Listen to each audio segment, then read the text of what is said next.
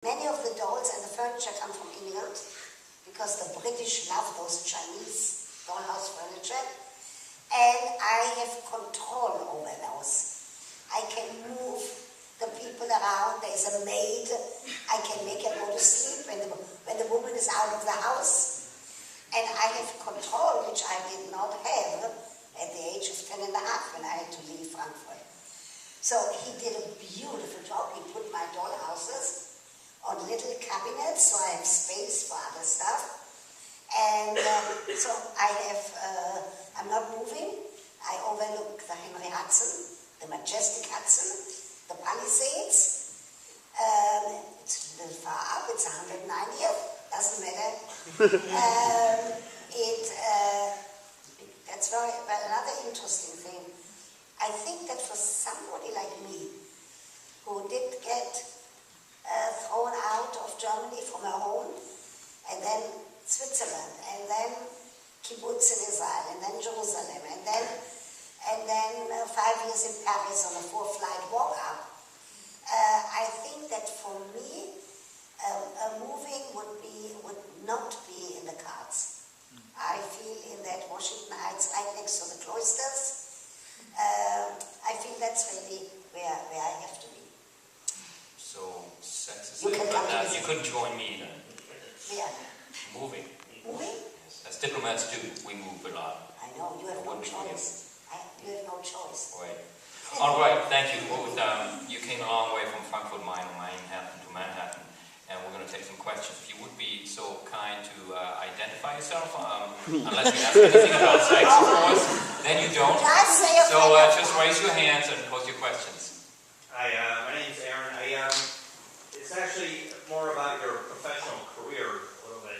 Considering your background and the fact that so many Holocaust survivors, especially ones that went through, I don't know, that weren't very, very, very young during the Holocaust, so many of them developed problems in terms of having intimate relationships with people. Did you, through the course of your career, ever end up working specifically with survivors? No, I do work with some Orthodox couples because I know what is permissible and what is not permissible. I have not made it a specialty of mine. I would probably, if somebody, I'm thinking back now when I had a very active private practice, if somebody would come and say they came from a concentration camp and they have difficulty forming a relationship, your question is very well posed, I probably would send them to a specialist, a social worker, and I'll tell you why. Psychosexual therapy is short-term. It's a behavior therapy. It is not adaptable to somebody who really is depressed. Somebody would come to my office with depressed.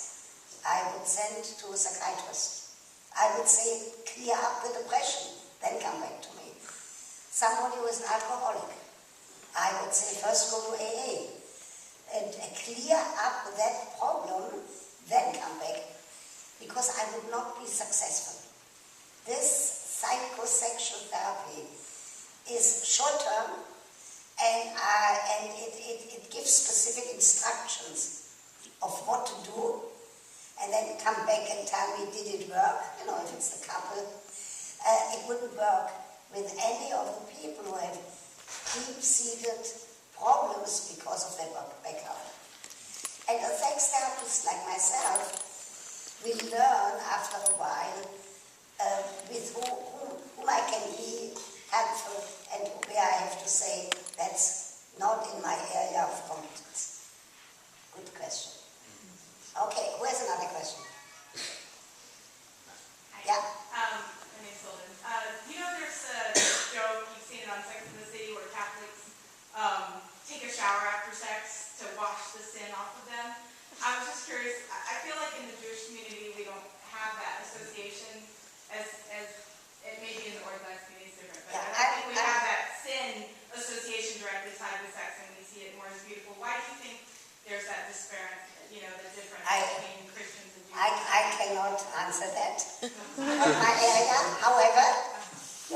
can tell you, like I said before, in the Jewish tradition, sex has never been considered a sin among married people after the night of the wedding ceremony. And not only that, it says in the Jewish tradition, it says that if a husband brings his wife to sexual satisfaction before he ejaculates, they are going to have a son. So it shows you that the sages were they were really therapists, they were really sex therapists, because they knew what to say and how to do that in order. It also says in the Shir HaShirim, in the Song of Songs, it says, speak to her softly, so that she will want to engage in sexual activity. And specifically in the Shir HaShirim, the Song of Songs has one sentence. That's the best advice that I can give to any couple. It says, he says to her, or among all of the women out there, you are the most beautiful. There is no better way in terms of arousal and in terms of sexual wanting her to engage in sex than that sentence. So I can give you many, many examples like that from the Jewish tradition. Okay? You don't look at me, I'm the one, so I couldn't answer that either. Hi, my name is Roman, and my question is, you've moved around in your life. While you spent a lot of time in the apartment 198th Street, what do you consider home? What do I consider home? I tell you what, I go to Israel every single year. When I left Israel to study in parapsychology and came here as a tourist, I would have never thought that I'm not going to live in Israel. There is no question that home, I consider New York. I do get around, I go to different countries. I used to travel a lot with the YPO, the Young Presidents Organization, all over the world. They like to hear about sex, I like to travel. But I certainly, if somebody asks me, first of all, both my children were born here. My son-in-law was born here, 4 grandchildren. Now my son is now living in Ottawa, and he's a professor at the University of Ottawa. And I'm consoling myself. It's nice to be Dr. Ruth. It's only 1 hour by plane. But I consider I wouldn't move, not to Ottawa, and not to any place else. Good point. Yes? How did you meet your husband? Okay.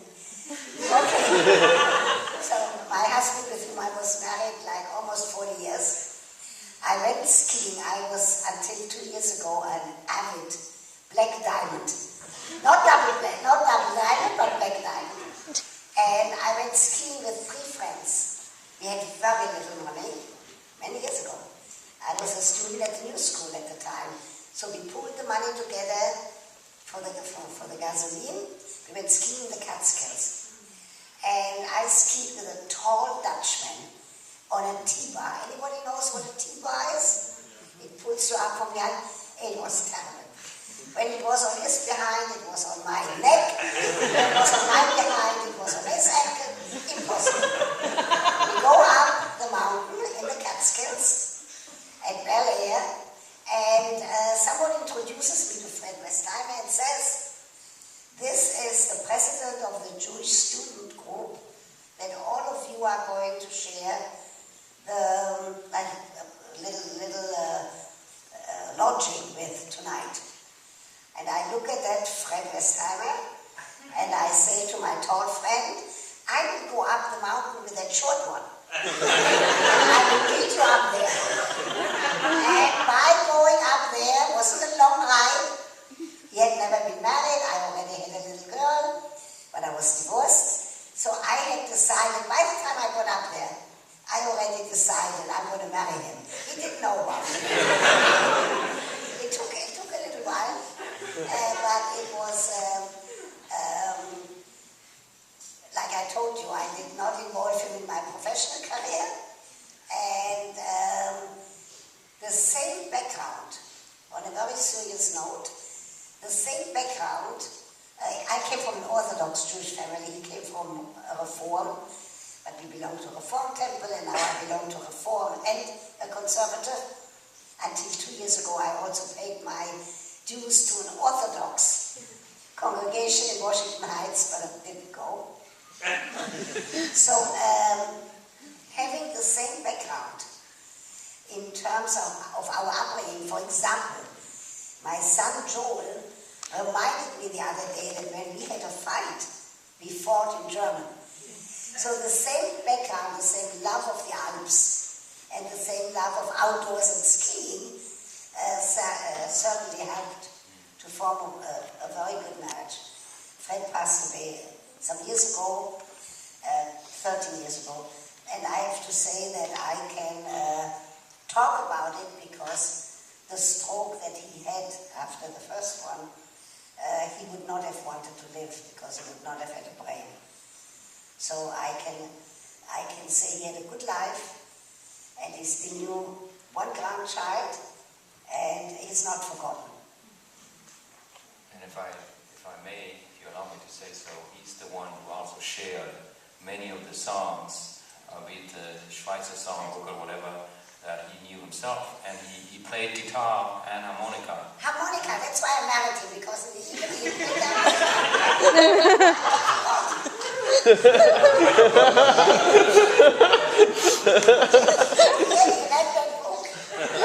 You should see it, I underlined it, I liked it, but it is fascinating, it is an eye-opener. So,